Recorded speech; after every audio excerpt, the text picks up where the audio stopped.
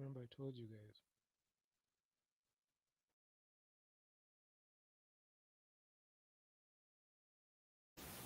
guys. Oh well. Remember, I told you guys. This is an emergency stream. I never wanted to do this stream. In this like situation. Uh, as you know, the Kenya Morans have you know lost to Cote d'Ivoire. Pretty. It's this game. We had it. First quarter, Telongwa came in strong. I mean, everything was going on good, all cylinders. Shots were dropping pretty well. So the second quarter as well. First half was pretty locked in. We were pretty locked in. Everything was good. Everything was going on so well. Then Chalongai left the game. I mean, this whole game was his. It was his. The ball was getting fed to him because he had the hot hand. He had everything going for him. But when he just went to the locker room, then he was sent for. Then he just came back. Everything was just different. He was not aggressive the way he was. Actually, this game, I uh, I was just attentive mostly in the second half. I really okay. As much as I can give the team credit for coming in and doing their thing in the first half, the first half was spectacular, especially for Taylor and the whole team. It was everything that a good basketball game should start. Everything. But then the second half, I mean, the way we started the third quarter, it was so horrendous. Turnover after turnover after turnover. Total of 22 turnovers in the whole game. In the third quarter, at least. I mean, the game was still at reach, but in the fourth quarter, in the like 5 minutes left, I feel like the team just quit.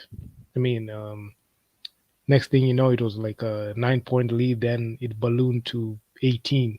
The game ended 88-70. I mean, I remember I actually made a video addressing this thing, right? I mean, I made a video, the harsh truth about the Kenya Morans. I showed the fourth quarter evolutions for Senegal, Mozambique, and Angola, the way we played with them. This is something I actually addressed. I just said, like, you know, if these guys don't fix their second half, I mean, second half offense, it's gonna be pretty difficult to come back. I mean, considering the fact that um, the first half we came in strong, that consistency wasn't there in the second half, especially in the fourth quarter where the games are decided. Like this game was at arm's reach. I mean, this time it was just like it was like a 10 point cushion Cote d'Ivoire had maintained throughout the whole game, but Kenya just let this game slip away in the final minutes in the bad shot after shot after shot. I mean, this thing was just upsetting.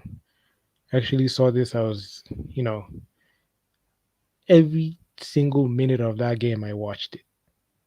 Check out my channel. I've uploaded the first quarter, second quarter, third quarter, and fourth quarter. Make sure to watch the whole game because it's all up in my channel. Just make sure to watch it, and you can see what I'm saying.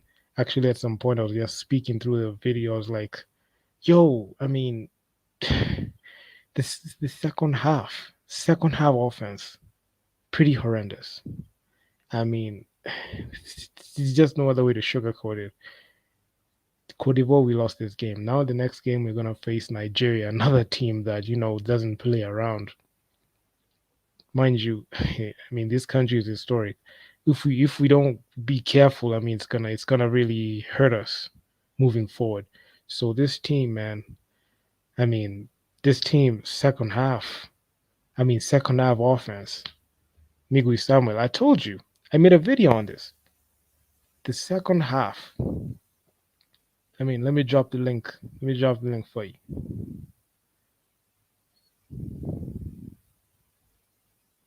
I mean, this is this is a this is something that I actually mentioned it every time I kept analyzing this team. I was like, make sure to make sure to work on your second half offense, especially when it comes to um, controlling turnovers, controlling the ball, making sure you don't turn over the ball, making sure everything is going all pretty well.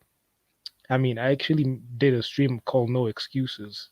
If you haven't seen it, please make sure to see it because I just want to hear what this team had to say when things went haywire because I made a promise. I said, if this team wins, I'll give them all the credit. If this team loses, I don't want to hear any excuses because this is not acceptable at all. I mean, this is beyond like this is just sad because this game was at our reach. Started out strong, gave up in the second half. We just didn't have the same momentum moving forward, and without that momentum, it's it's it's not gonna go away if we don't take care of the basketball, take care of possession, um, be attentive with the ball. The same mistakes. I mean, the same mistakes that Kenya committed in the Kenya versus Senegal game in the qualifiers is the same ones that Cote d'Ivoire exploited, and that's the reason why they won.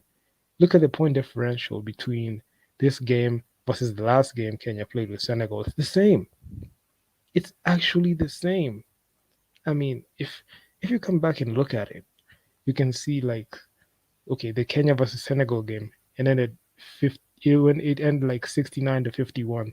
This game ended like 88-70. So you can see almost the same.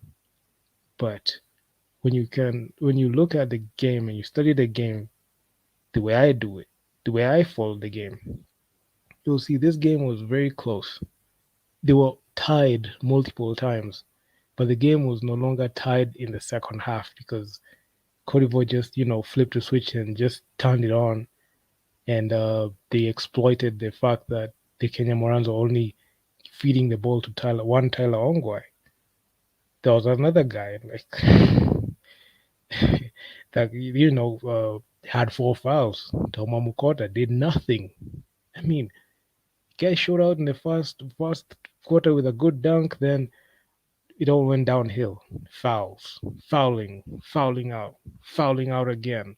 I mean, it's just sad, just pretty sad. I mean, we're gonna face Nigeria on Friday.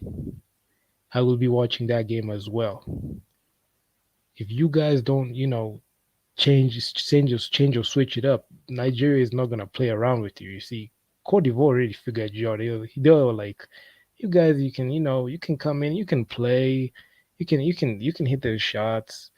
But in the game comes down to the wire and it's the second half and it's crunch time, they know how to turn it on. They know how to exploit, and that's why they manipulated and exploited our weaknesses in the fourth quarter. That's why we were sending them to the line, and Kenya Moran sent them to the line. I mean, the Cote d'Ivoire team was just scoring bucket after bucket at the free throw line. So then 4 minutes left in the game. You guys quit. You let like 6 to 8 baskets go in, and that was that.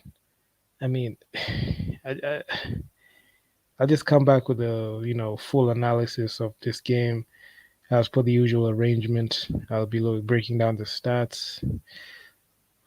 Right now, man, I'm out. I just don't have anything to say. No excuses. No excuses. I'm out.